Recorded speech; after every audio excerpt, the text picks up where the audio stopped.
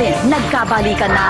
Marami sa mga followers ni na Luis at Angel ang kinikilig sa palitan ng messages at kulitan ng dalawa recently sa Twitter. Yung nakitang exchange namin sa Twitter, it goes to show kung paano kami at this point. And yeah, I'm very, very happy that it's happening.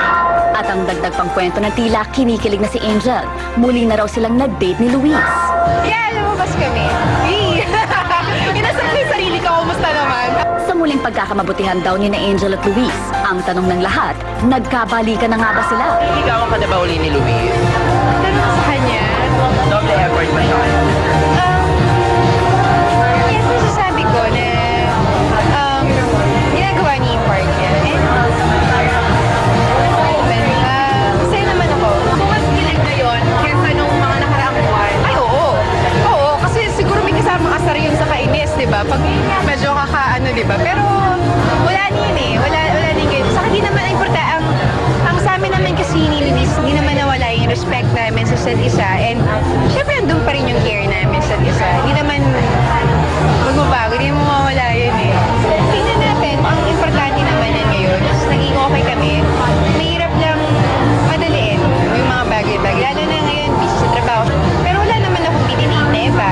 And hindi ko alam sa kanya. Pero kasi wala naman akong dinidate. Yes, I can confirm na hindi pa nga kami nagkakabalikan. Pero safe to say na ako, I'm happy and I'm thankful that she's happy too. Hindi kami naman ni Angel.